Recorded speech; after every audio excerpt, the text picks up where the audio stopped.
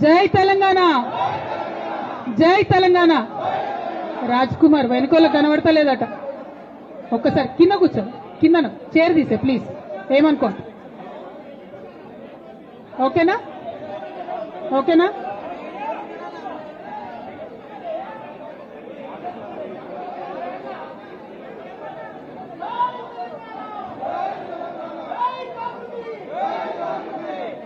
అందరికీ నమస్కారం. ప్రెస్ మిత్రులకు ప్రత్యేక నమస్కారాలు. అదేవిధంగా ఆగమ్మా, నువ్వు గన్మేన మా పక్క జరు.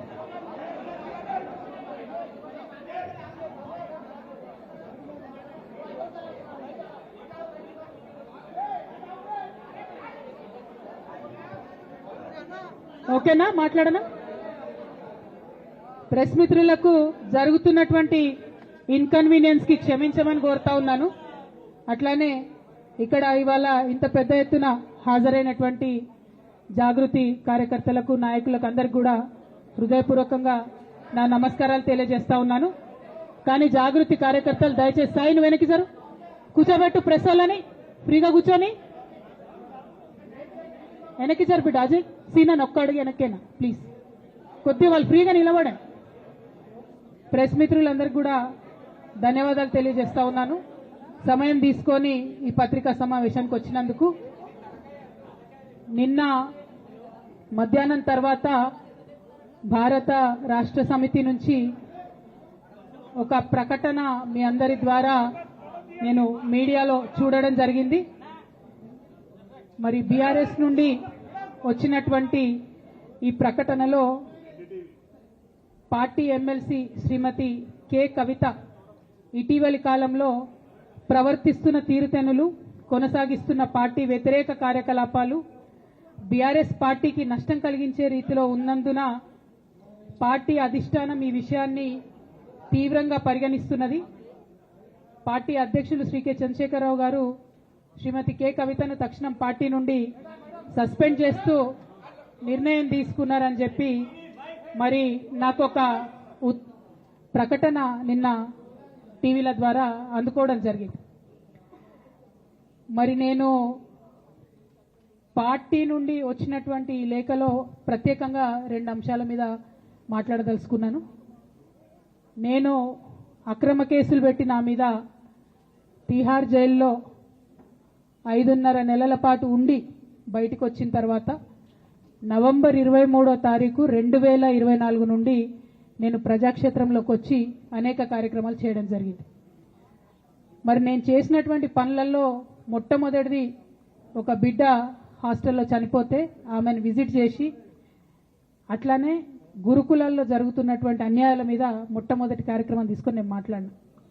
ఆ తర్వాత బీసీలకు జరుగుతున్నటువంటి అన్యాయం, కాంగ్రెస్ పార్టీ మేనిఫెస్టోలో ఇచ్చినటువంటి 42% హామీ కోసము పెద్ద ఎత్తున నేను పనిచేయడం జరిగింది. అట్లానే మహిళలకు 2500 ఇవ్వాలని చెప్పి పోస్ట్ కార్డు ఉద్యమాన్ని నేను చేపట్టడం జరిగింది.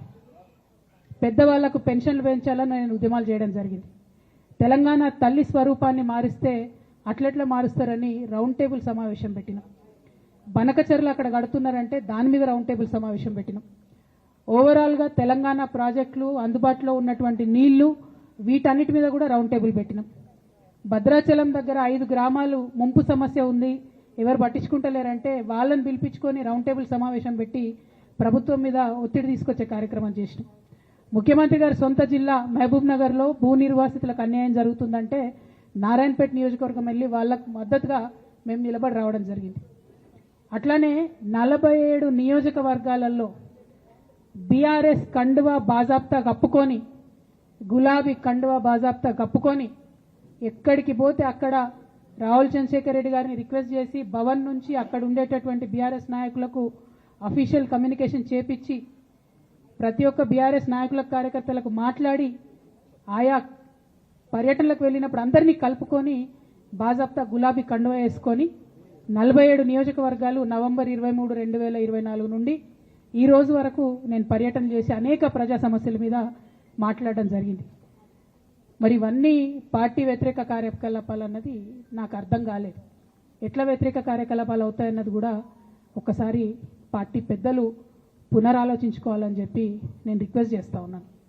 అదేవిధంగా మరి బీసీల కోసం నేను పోరాటం చేస్తుంటే అవ్వ అట్లెట్లా మాట్లాడుతుంది, ఇట్లెట్లా మాట్లాడుతుంది, పార్టీకి వ్యతిరేకంగా మాట్లాడుతుంది.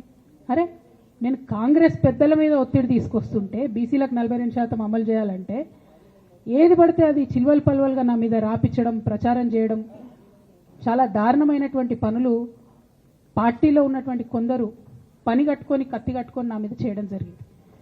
అట్లానే నేను ఒక మాట ఏమన్నా, సామాజిక తెలంగాణ సాధన కోసం నేను కట్టుబడి ఉన్నా అన్న. దానిలో తప్పేముంది? అసలు నాకు జన్మనిచ్చినటువంటి నా తండ్రి, ఈ ప్రాణాన్ని భిక్షగా ఇచ్చినటువంటి నా తండ్రి, ఆయన చిటికెన వేలు పట్టుకొని నేను ఓనమాలు నేర్చుకున్న ఉద్యమాలు ఎట్లా చేయాలని, ఆయన చిటికెల వేలు పట్టుకొని ప్రజలంటే ఏంది, ప్రజా సమస్యలు అంటే ఏంది, ఎందుకోసం దాని మీద గలమెత్తాలని చెప్పి నేను నేర్చుకున్నా. ఆ నాయకుడి స్ఫూర్తిగానే నేను సామాజిక తెలంగాణ మాట్లాడినా. భారతదేశం మొత్తంలో ఇన్ని రాష్ట్రాల్లో ముఖ్యమంత్రులు అయితే 75 ఏళ్ళ స్వతంత్ర భారతదేశం, 79 ఏళ్ళు స్వతంత్ర భారతదేశంలో దళితులకి 3 ఎకరాల భూమి ఇస్తా అని చెప్పినటువంటి ఏకైక గొప్ప నాయకుడు కేసీఆర్ గారు. ఆయన దగ్గర నుంచే కదా నేను సామాజిక తెలంగాణ ఎజెండా నేర్చుకున్నది. బీసీలకు ఎవరు వృత్తి పనిదారులు ఉంటే వాళ్ళకి చేయూతనిస్తా అని చెప్పినటువంటి ఏకైక ముఖ్యమంత్రి కేసీఆర్ గారు. చెప్పినట్టుగా డబ్బులు ఇచ్చిండు కూడా. ప్రతి కులాన్ని కాపాడుకునే ప్రయత్నం చేసిండు. అది కాదా సామాజిక తెలంగాణ? నేను మే 1 నాడు లేబర్ డే రోజు మాట్లాడితే దాన్ని చిల్వల్ పలువలు చేసి సామాజిక తెలంగాణ పేరుతోని కవిత పార్టీ పెడుతుందని చెప్పి నేను నిన్న చెప్పిన 2 పేర్లు పని కట్టుకొని నా మీద దుష్ప్రచారం చేసిండ్రు. నేనేమన్నా తప్పు మాట్లాడినా? బీఆర్ఎస్ పార్టీ వ్యతిరేకమా సామాజిక తెలంగాణ నినాదానికి? బీఆర్ఎస్ పార్టీకి సామాజిక తెలంగాణ అవసరం లేదా? భౌగోళిక తెలంగాణ వస్తే సరిపోతుందా? బంగారు తెలంగాణ కావాలని కేసీఆర్ గారు ఇచ్చిన నినాదమే కదా. బంగారు తెలంగాణ అంటే ఏంది? హరీష్ రావు ఇంట్లో బంగారం ఉంటే, సంతోష్ రావు ఇంట్లో బంగారం ఉంటే బంగారు తెలంగాణ అవుతుందా? కాదు కదా. ప్రతి ఒక్క సమాజం బాగుంటేనే బంగారు తెలంగాణ అవుతుంది. నేను అదే కదా మాట్లాడినా. దానికి ఇష్టం వచ్చినట్టు నా మీద స్టోరీ లేపిస్తే నేను భవన్లో పోయి కూర్చొని బాజాప్తా, ఎక్కడో కాదు, బయట ప్రెస్ మీట్ పెట్టలేదు, ఏ ప్రెస్ క్లబ్లో పెట్టలేదు, డైరెక్ట్గా తెలంగాణ భవన్, నా ఆఫీస్ అండి, నా పార్టీ భవన్లో పోయి కూర్చొని నేనేం చెప్పినా, నా మీద కుట్రలు జరుగుతున్నది, నా మీద విష ప్రచారం జరుగుతున్నది అని చెప్పిన.